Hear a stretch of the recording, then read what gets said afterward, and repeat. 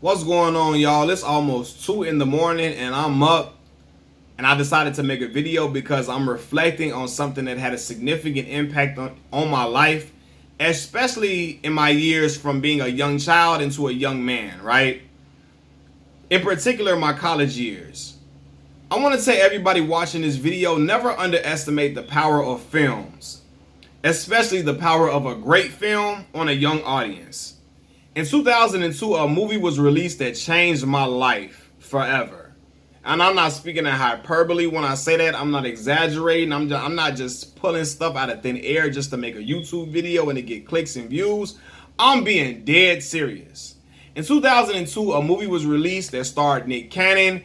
It starred Zoe Saldana. It starred Orlando Jones. It starred Jason Weaver. It starred J. Anthony Brown, and so on and so forth, right?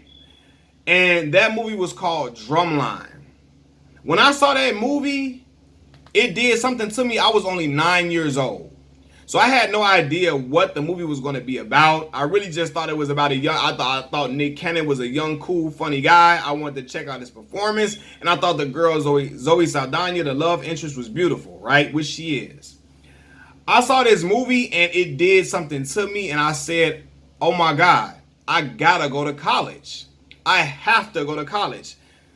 Two movies in particular did that for me. Drumline and Stump the Yard. But Drumline was the predecessor, the very first one. So it is what made me feel like I have to get this college experience without question. The movie Drumline influenced a generation of young black kids to go to college. I don't care what nobody says.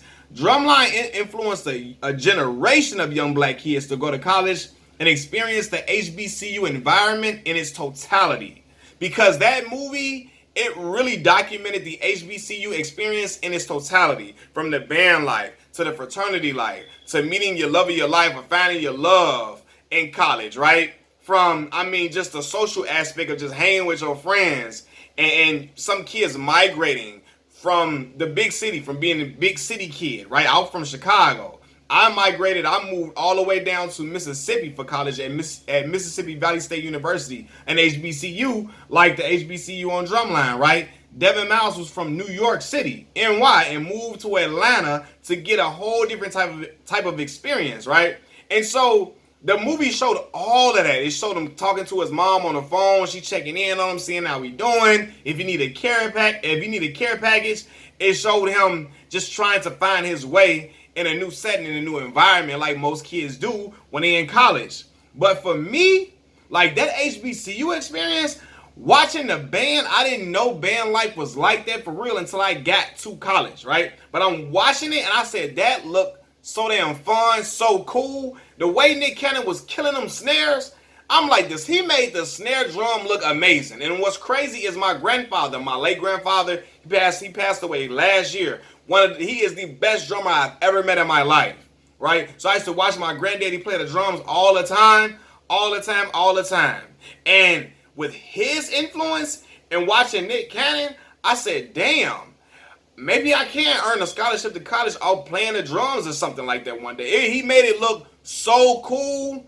For real. I think a lot of kids probably picked up a snare drum and started being in the band because they saw Nick Cannon do it. And the way he was styling and flexing on Big Brother Sean in the movie, it was just dope. I knew I was going to go to college and meet me a fine woman like Zoe Saldana. I knew I was going to get that experience, which I did. I got with my lady, but I didn't meet her until my senior year of college because she transferred over. Nonetheless, I found her, right? And I got her. You know what I mean? Good for me, right?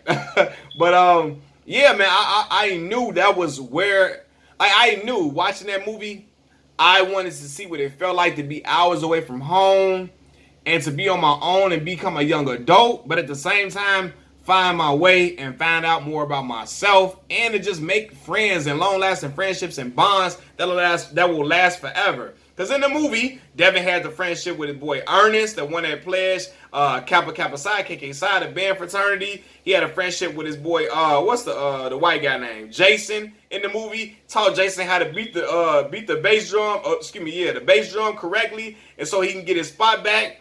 Had a great relationship with what was his other boy name? Charles. Right? Had a great relationship with all his boys, and it reminded me when I went to school and I made friends with people from all over. My boy Rara was from Atlanta. My boy Melvin from Chicago, just like me. My boy Blake was from Atlanta too. Like all these different people that I met, and it made my other boy K was from Mississippi.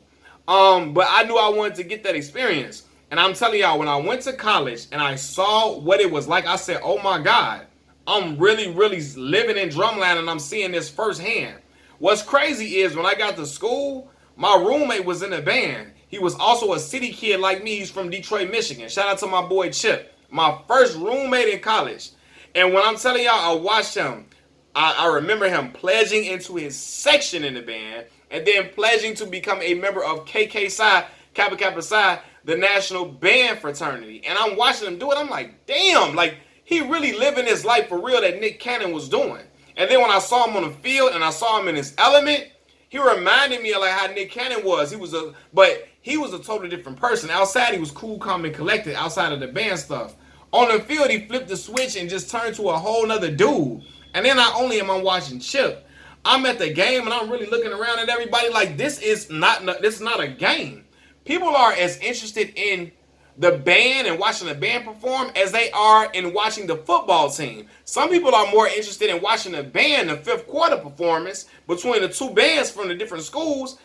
They're more interested in that than the game itself because the band runs everything at the HBCUs, man. Everybody want to brag about the band. And in my school, the band was the Mean Green Marching Machine. Shout out to Mississippi Valley State University, right? Then you had bands, Jackson State had the Sonic Boom. FAMU got the Marching 100. Who was the Human Jukebox? Y'all let me, is it Southern, the Human Jukebox? Y'all let me know. But it was so many different, like I was watching all of that, and I'm like when I watched Drumline and I went to school, I'm like, this is really it. Like this is how the culture is. Like when they at the BET Classic, I remember in Chicago, they had the Classic game all the time at Soldier Field. I remember at Valley just watching the Mean Green Marching Machine go at it with every band that came through and played us. And it was just always something like you really was just wondering to see what the band was going to do, what they was going to play, how they was going to perform it. It was a spectacle. And for y'all who don't know, I know y'all hear that song, I Bet You Won't, I Bet You Won't, I Bet You Won't. Famous Amos. Amos was at Valley. He went to Mississippi Valley State University. He was the drum major. He was the drum major before I was there. But he was always on Valley campus, getting the crowd hype, getting the band hype. I mean, like, he was always a part of the student body. And I'm like, look at this dude. He would be in the stands aggravating the other team. At the basketball games, the football games, he would be just trying to get the whole crowd amped, running around campus with all the crazy antics, acting a damn fool. So when I saw him on TV doing what he doing, and he was like, making his noise, I'm like, wow, he really out here, and he did what he wants to do. He wanted to be an entertainer, and his job was entertaining everybody on campus. And I'm like, man, this really is like the HBCU experience that I thought it was gonna be. But yeah, man, this movie, I promise y'all, man, from hanging out in the student union to all that, I'm like, man, this really is like. That is why I wanted to go to school. It made me, it was realistic from, like I said, Devin, it was a lot of kids from the city that came to the schools in the HBCU, came to the little bitty towns, real cocky, real arrogant, and they got humbled along the way due to life circumstances and situations. The same thing that happened to Devin, right? You got to learn how to follow before you can lead. It was just like, all of these different things was playing out. I'm like, man, look at all this, man. Like, look at all these different things that was happening. I remember developing a bond between me and my boys. We didn't know each other. We was just all bonding on the fact that we was in a different area and we didn't know nothing about this area. And we all came together and had a great time. All through and through. Had a wonderful time. And every time I watch Drumline, it's nostalgic for me because I remember how I felt watching it as a kid and thinking, I'm going to go to college and I'm going to do all of that. And I remember my mama calling that I was going to be in a fraternity, which I did become a member of Kappa Alpha Psi Fraternity Incorporated, right? But she said all of that was going to happen. Like, that's Malcolm going to do that. He going to go to school. He going to become a member of fraternity. It's going to all play out. And it played out exactly the way she said it was going to play out, right? But, like, for real, man, I just know this movie didn't just spark my mind. I know a lot of kids got band scholarships and started playing the drums because they watched this film and watched how Mr. Devin Miles, aka Nick Cannon, got down in this film, right? Now, I didn't end up playing the drums like my grandfather. I didn't really learn how to play the drums like my grandfather or Devin Miles. But I got a full academic scholarship to Mississippi Valley State University. And I was able to get my degree off this full scholarship and also experience something that I couldn't explain. The whole tailgating experience, homecoming experience, like they were displaying it on Drumline and on the field. Like it was just like something I had never seen before. Like something that I can't explain it if you haven't been. You just gotta go to see what it's like. If you didn't go to a HBCU or if you didn't go to college and somebody you know did, ask them to take you along for the ride and like, hey, come on. Tell them to let you come along to the homecoming so you can experience that element and that environment. When I tell y'all, it's like you surrounded by family on a college campus. Like it's like a big family reunion. I mean, you got people doing line dances. You got people stepping. You got people doing, strolling as a fraternity. You got the fraternities and sororities strolling, step competitions. You got people just out there just dancing, having a great time. You got people out there playing cards, out there playing dominoes. You got everything you can think of is going on at this campus, and it's just like on the HBCU campus. And everything what sparked my mind to even think about it, just know I was going to college, was watching Drumline first and then Stomp the Yard. Seriously. And I didn't even really know what an HBCU was at that age, but I just knew it was a whole bunch of black folks, beautiful black women, and everybody just seemed, outside of Nick Cannon and Big Brother Sean, everybody just seemed to be so, they just were ingratiating to each other. They were inviting to each other. They were all like a big family. You know what I'm saying? Like even, what's the girl name that did the push-up with one arm in the movie? Deidre, right? Even Deidre, like all that, she was the girl and she was part of the clique. All of like, you know what I mean? Told the story of Deidre. She developing a crush on Ernest and them getting together at the end. And she was talking about how them boys came and snatched up Ernest. And when he was pledging, he was about to cross and he couldn't say nothing. He couldn't tell nobody he was crossing. All of that. Like I remember being at Valley and going to Mississippi Valley and going to my first probate. And really, because I didn't have no idea about black fraternity life at all before I got to an HBCU. Only thing I knew was Omega because my grandfather was an Omega, right? And I didn't really know nothing about the black fraternity life. When I went to the probates and I saw how much of a spectacle it was, how cool it was, how dope it was, I was like, I got to be a part of something like that. I got to be a part of a brotherhood like that. And I really want to get that experience. And I really, really wanted to be a part of something that was bigger than myself and have some brothers with me that were all trying to achieve a common goal, which is something that I achieved. You know what I mean? Becoming a member of Kappa Alpha Psi Fraternity Incorporated, right? But I remember just like the fact, not telling nobody what I was doing, not telling everybody what was going on, not, moving on the swivel. And like, just really just being so busy with studies and all that type of stuff. So yeah, man, it's just like all of it was so, the movie was so authentic and so real. It was realistic, right? Devin, even the aspect of Devin's father not being in his life, him going off to college and really just trying to prove to his father, like, hey, you wasn't in my life, but I was able to do something with my life and go to school and get a chance to get a degree. Something that a lot of young black dudes in the hood maybe never experienced, you know what I mean? Or some did experience, and they're trying to instill it in other young brothers, right? So it was just, the movie itself is just such a dope movie, from the soundtrack to all of that, man. Like, I promise y'all, man, when I seen, it was so funny to see Devin hollering out Ernest's name when he about to cross, when he crossed KK sign, all that type of stuff, like, and how busy he was, and just trying to, like, oh my God, on it, just running around. Just like all of that, I remember even seeing some of my boys. They was going through their process or whatever, right? And always just super busy. They ain't really got time for too much. They're trying to juggle their time, trying to manage their time between everything that they got going on. And I was just like, man, I just watched the movie and it's just like it brought back so many feelings. It brought back so many feelings. But this movie was something that you like. I feel like it's still underrated because we're not in the hood amongst the black folks. It's a classic, and I feel like it earned that right. It earned that right because it influenced a generation of young black kids to say, I'm going to go to college. I'm going to possibly go away to school. And I'm going to experience something that I never experienced before. And going to Mississippi Valley State University and HBCU was the best decision I ever made in my life. Ever made in my life. I learned so much about myself. I was at a campus where I felt like I was at home. A home away from home. I'm a kid from Chicago, Illinois. 10 hours away from Itta Bena, Mississippi. And they took me in like I was a native son. I always say that. Like I was right from there. Like I was from there.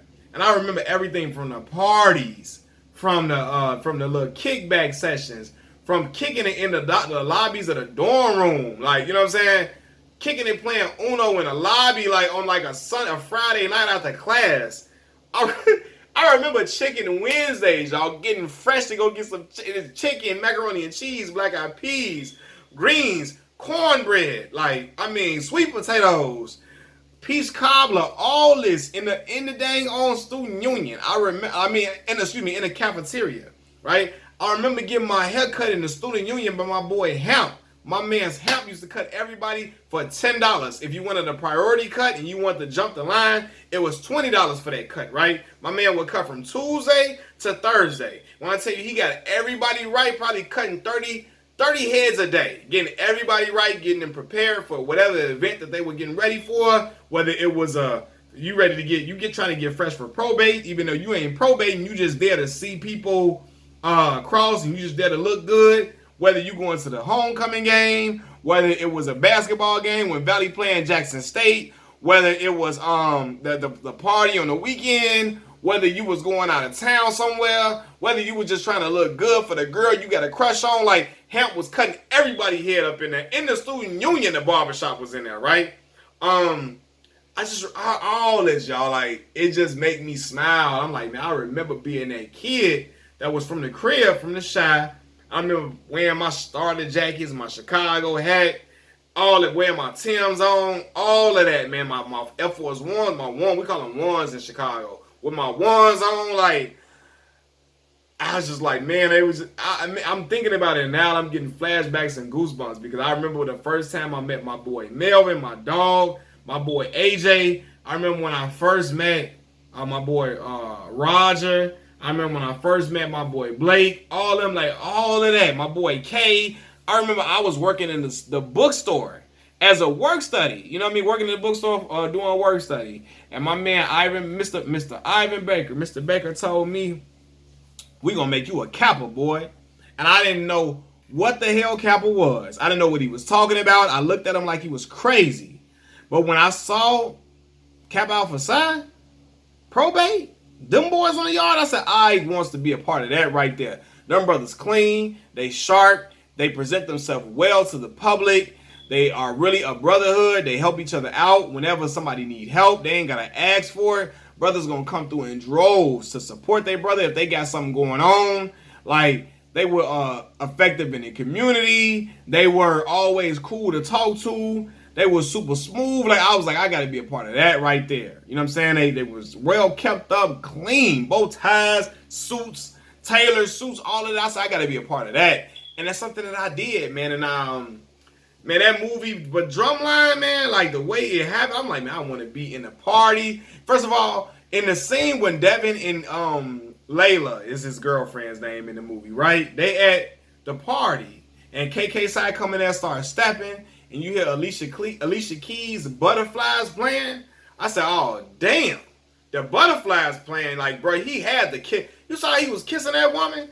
I wanted the woman to kiss me like that at a party or something. For real, right? Now, I got my lady at the end, you know what I'm saying? But when I first got up in there, I was scoping the premises because she ain't come to my senior year. So I'm in there scoping the premises. I'm like, hey, there's some beautiful young ladies out here, man. And I remember, like, just all of that, man. Just all of that really trying to find my way as a young man, and just enjoying the HBCU experience in its totality, man. Y'all let me know what the movie Drumline means to y'all. It means so much to me. I'm tired of talking. I done talked for too long. Anyway, Machiavelli Mills TV, I'm out. Peace.